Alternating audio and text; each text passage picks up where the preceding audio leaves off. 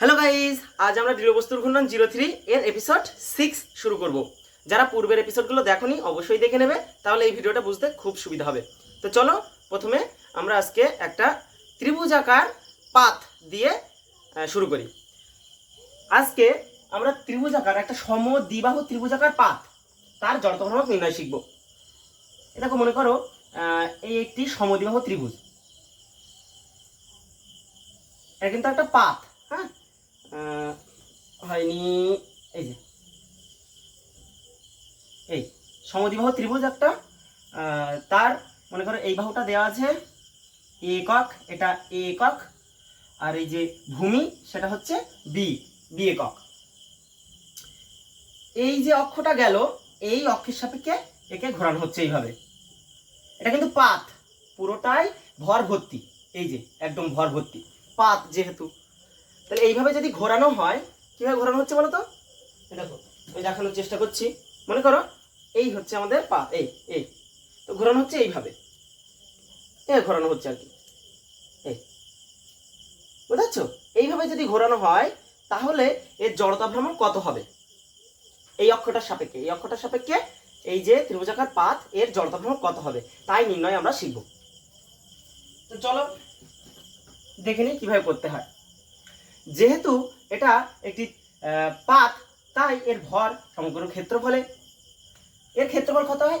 Half into ভূমি, ভূমি কত হয়? বি ইন্টু উচ্চতা, উচ্চতা মনে করো এইচ, হ্যাঁ এই হাইটটা মনে করো এইচ, টোটাল এখান থেকে এই পর্যন্ত হাইট মনে করো এইচ, স্মল এইচ দিলাম আমি, অসুবিধা নেই, এই হাইটটা হচ্ছে এইচ। আচ্ছা, এইটা হচ্ছে ক্ষেত্রফল এ। তাহলে এর যে একক দৈর্ঘ্যে ভর, সরি একক ক্ষেত্রফলে ভর সিগমা কত হবে? ভর বাই ক্ষেত্রফল, ক্ষেত্রফল কত?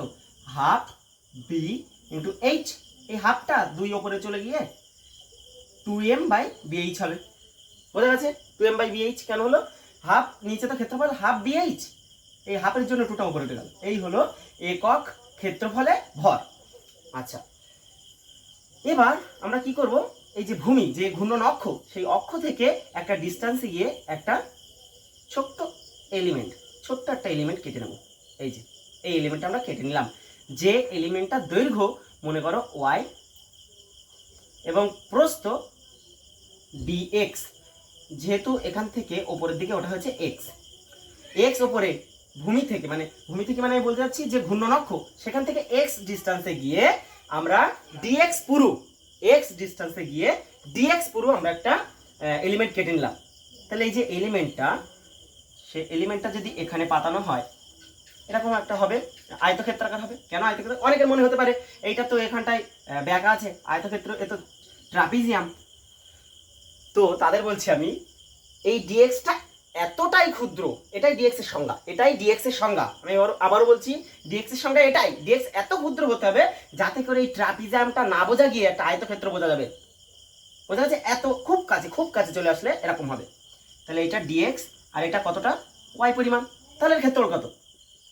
দৈর্ঘ্য ইন্টু প্রস্থ, ওয়াই ডিএক্স। এর ক্ষেত্রফল, এই যে এলিমেন্টটা আমরা কেটে নিলাম, এই যে ক্ষুদ্রাকার অংশ আমরা কেটে নিলাম, তার ক্ষেত্রফল হচ্ছে ওয়াই ডিএক্স। বোঝা গেছে? এবার দেখো, একক ক্ষেত্রফল তার ভর হচ্ছে, একক ক্ষেত্রফলের ভর সিগমা, তাহলে এতটা ক্ষেত্রফল, এটা হচ্ছে ডিএ, এই ক্ষেত্রফল। তাহলে একক ক্ষেত্রফলের ভর যেহেতু সিগমা, তাহলে ডিএ ক্ষেত্রফলের ভর কত হবে? DA into sigma. তাহলে ভর হবে ডিএম, ক্ষুদ্র ভর হবে ডিএ ইন্টু সিগমা। একক ক্ষেত্রফলের আগেই আমরা করেছি, একক ক্ষেত্রফলের জন্য সিগমা, দুই এককের জন্য 2 সিগমা, তাহলে ডি এককের জন্য ডিএ সিগমা। ব্যাস, মান বসাচ্ছি y into dx into sigma. Sigma মানে কত আছে আমার? 2m by BH. আচ্ছা, মান পরে বসাবো আমি। এই যে এবার একটা সমস্যা আছে, সমস্যাটা হচ্ছে আমাদের এখানে চলরাশি কোনটা? এক্স, এক্স ভ্যারি করছে, এক্স এখানটায় যখন আমি এলিমেন্ট কাটবো, এখানটায় যে এলিমেন্টটা নেবো, এই যে এখানটায় যখন এলিমেন্টটা নিতে হবে তখন এক্স এর মান 0, আর শেষ এলিমেন্ট আমরা কোথায় নেবো? একদম এখানটাই নেব, তখন এক্স এর মান কিন্তু এই এইচ পুরো, তখন এক্স এর মান এইচ। তাহলে এক্সটা এখান থেকে ভ্যারি করছে, এক্স প্রথমে 0 থেকে শুরু করে, এক্সটা এখানে চলরাশি মেন, 0 থেকে শুরু করে আমার এইচ পর্যন্ত নেব, এক্স এর মান 0 থেকে শুরু করে এইচ পর্যন্ত নেব। কিন্তু সমস্যা হচ্ছে এই ওয়াইটাও কিন্তু ভ্যারি করছে। ওয়াই এই এলিমেন্টের ক্ষেত্রে ওয়াই এত বড় ছিল বি, আস্তে আস্তে কমতে কমতে ওয়াইও 0 হয়ে যাচ্ছে। তাহলে ওয়াই এক্স এর সাথে কিভাবে পরিবর্তন হচ্ছে সেটা বোঝার জন্য আর একটা এখানটায় ট্রিক খাটাতে হবে আমাদের। সেটা কি দেখো, মানে ওয়াই রাখবো না, ওয়াই ঝামেলা করবে। একটা সমীকরণে দুটো চলরাশি হলে সমস্যা হয়ে যাবে, ইন্টিগ্রেশন করতে সমস্যা হবে। কারণ এখানে আমার ডিএক্স আছে, মানে এক্স এর সাপেক্ষে ইন্টিগ্রেশন করতে হবে। তাহলে ওয়াই কে চেঞ্জ করে দেবে, ওয়াই কে অপনয়ন করে দেবো আমরা, ওয়াই কে অপনয়ন করে দেবো। কিভাবে করতে হয় দেখো, এই যে ত্রিভুজটা,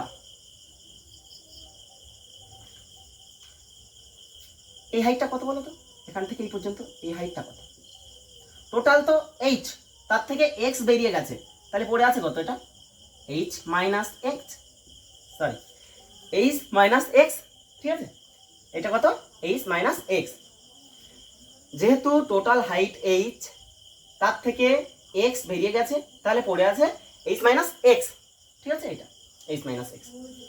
এবার দেখো এখানে দুটো ত্রিভুজ নিচ্ছি আমরা, আমি একটু নাম দিই তাহলে বুঝতে সুবিধা হবে। মনে করো পি কিউ আর বড় ত্রিভুজ, আর এম এন, এটা হচ্ছে এন দিলাম, এম এন। তো খেয়াল করো পি কিউ আর যে ত্রিভুজটা, ত্রিভুজ পি কিউ আর এবং ত্রিভুজ এম এন আর, এই দুটো ত্রিভুজ খেয়াল করো একটু, এরা সদৃশ কোণী কিনা? এরা সদৃশ কোণী। দুটো ত্রিভুজ কোনটা? ওপরের পাটটা, এই যে এই যে এই যে ত্রিভুজটা, আর পুরো আস্ত ত্রিভুজটা পি কিউ আর, এই দুটো ত্রিভুজ সদৃশ কোণী কিনা? হ্যাঁ অবশ্যই সদৃশ কোণী। কেন সদৃশ কোণী? কারণ এই কোণটা দুজনেরই আছে, ছোট ত্রিভুজটারও আছে, বড় ত্রিভুজটারও আছে। আচ্ছা, আর একটা এই কোণটা আর এই কোণটা অনুরূপ কোণ, তাই না?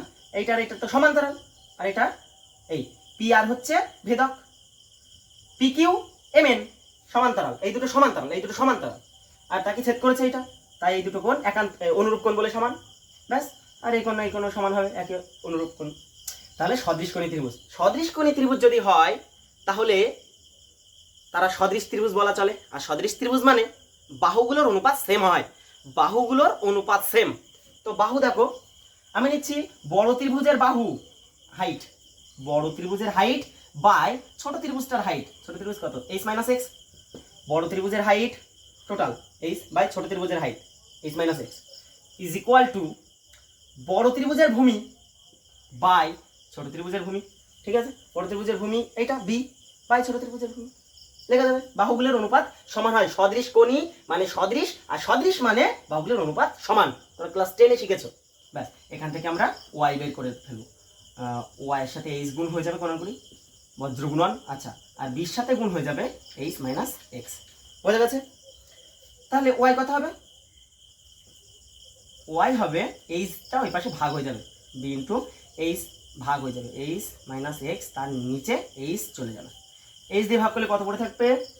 এইচ দিয়ে ভাগ করলে পড়ে থাকবে, এইচ কে এইচ দিয়ে ভাগ করলে 1 মাইনাস এক্স কে এইচ দিয়ে ভাগ করলে এক্স বাই এইচ। এটা বুঝতে পারছো? বিয়োজন করলাম, এই যে এই হলো ওয়াই। তাহলে ওয়াই এর পার্টটা ওখানে বসিয়ে দিলে ওয়াই আর থাকবে না, ঝামেলা নেই আর। ওয়াই নিয়ে ঝামেলা হচ্ছিল তো, যে আমার এখানে চেঞ্জ হচ্ছে, ইন্টিগ্রেশন করতে হচ্ছে এক্স এর সাপেক্ষে, তা ওয়াইও তো ভ্যারি হচ্ছে, কিভাবে করবো? তাই ওয়াই কে আমরা অপনয়ন করে এক্স এর আকারটা নিয়ে আসলাম, কিভাবে? দুটো ত্রিভুজ সদৃশ প্রমাণ করে, তাই ব্যাস ওয়াই জায়গায় বসিয়ে দেবো। ওয়াই জায়গায় কত আমাদের? B into 1 minus x by h into dx into sigma, ব্যাস। এ পর্যন্ত বোঝা গেছে? ডিএম বেরিয়ে গেল, এটা মুছে দিচ্ছি, এটা মুছে দিচ্ছি কিন্তু। এবার দেখো এই যে এলিমেন্টটা, এর জড়তা ভ্রামক কত? ডিআই, জড়তা ভ্রামক, ক্ষুদ্র জড়তা ভ্রামকের কি করে হয়? ডিএম ইন্টু ঘূর্ণনক্ষ থেকে দূরত্বের স্কয়ার, ঘূর্ণনক্ষের দূরত্ব এক্স, তার স্কয়ার, বোঝা গেছে? এই যে এলিমেন্টটা, তার জড়তা ভ্রামক ভর ইন্টু দূরত্বের স্কয়ার ঘূর্ণনক্ষ থেকে, ব্যাস। এই তার মানে ডিএম মানে কি? এই যে মাইনাস মান বসিয়ে দিচ্ছি আমরা, B into 1 minus x by h into dx into sigma. সিগমার মানটা বসাচ্ছি আমি, সিগমা কত? 2m by bh, 2m by bh।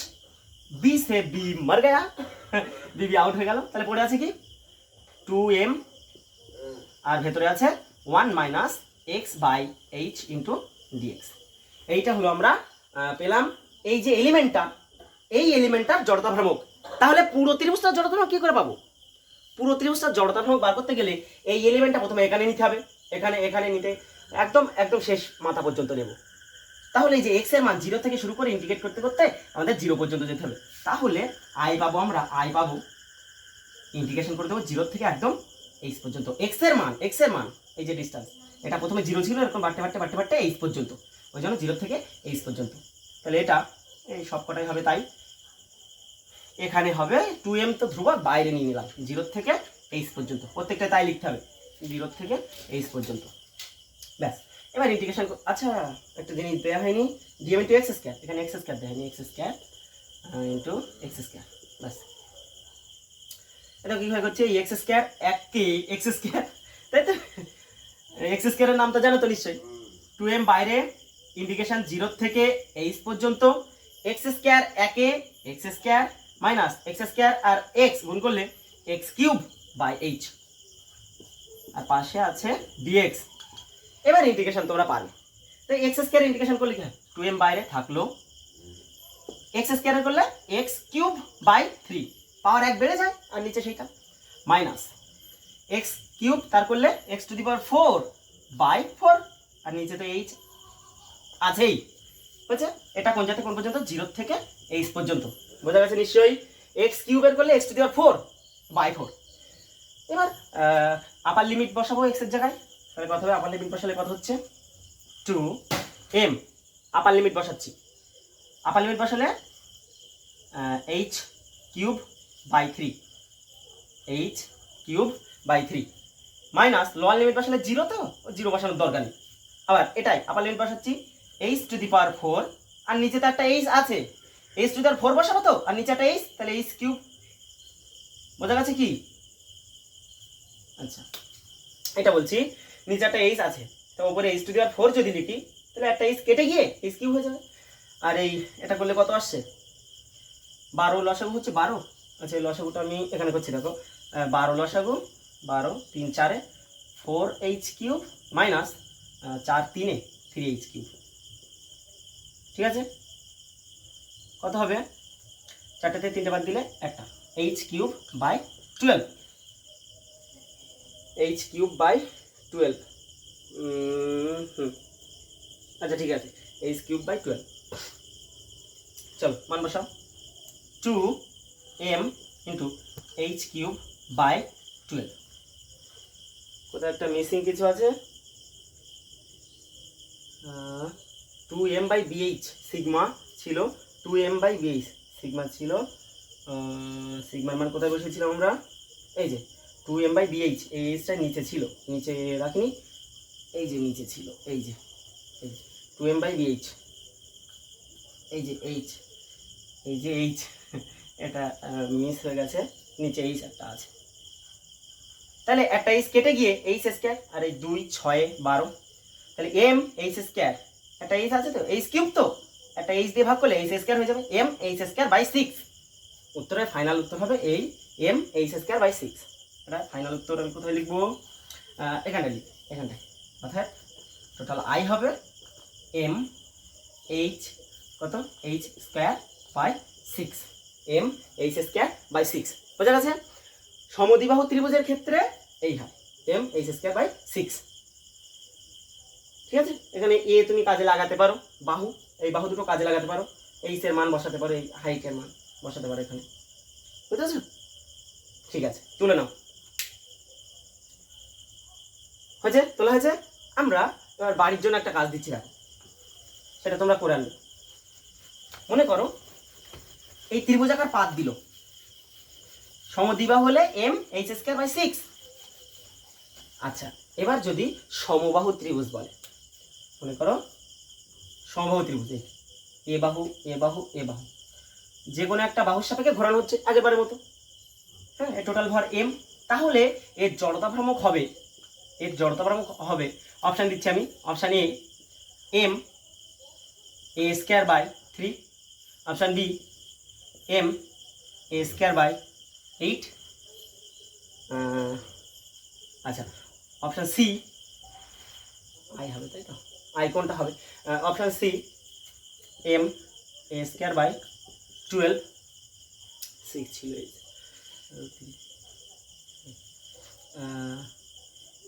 Option D M H square sorry M A square by 2 6 M A square by 6।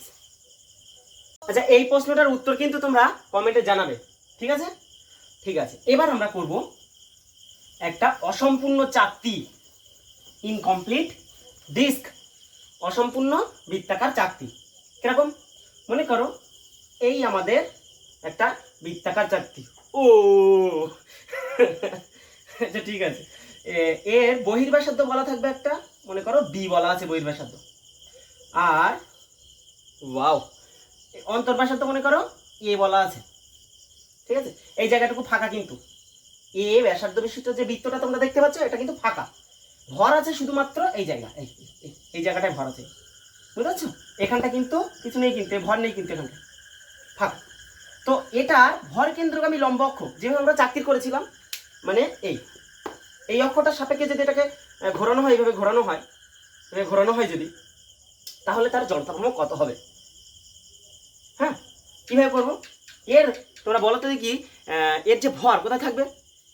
এই জায়গাটুকু ক্ষেত্রফলে থাকবে। ক্ষেত্রফল কত?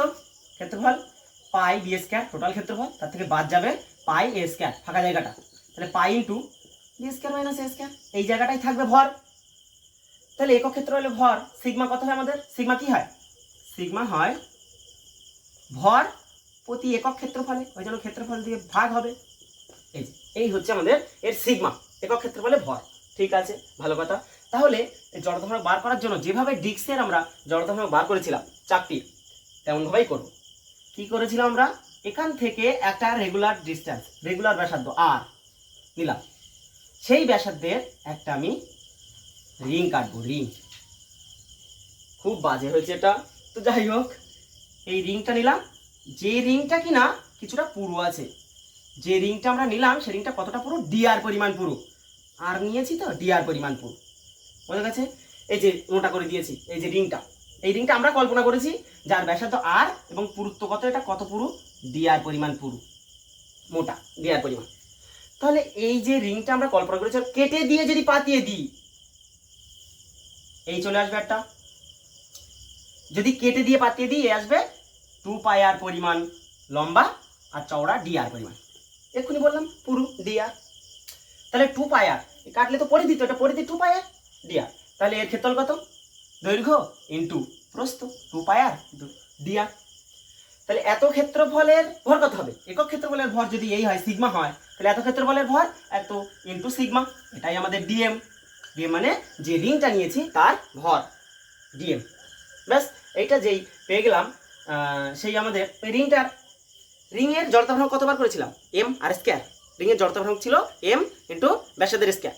তাহলে আমরা যে রিংটা ধরেছি তার জড়তা ভ্রামক কত হবে? তার জড়তা ভ্রামক এই হবে, দেখো, ডিআই, ক্ষুদ্র, ওর জন্য শুধু জড়তা ভ্রামক কত? DM into R square.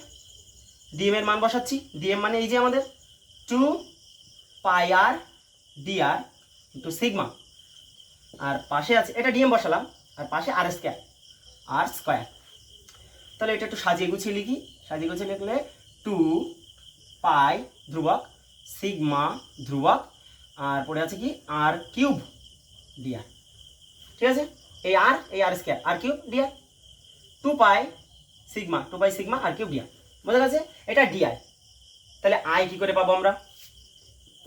I কি করে পাবো? আই হচ্ছে এই ডিআই কে ইন্টিগ্রেশন করব। এই যে চাকতিটা কিভাবে তৈরি হয়েছে? এরকম রিং নিয়ে তৈরি হয়েছে। সবচেয়ে ছোট রিং কোনটা? এ ব্যাসার্ধের, এইটা সবচেয়ে ছোট রিং।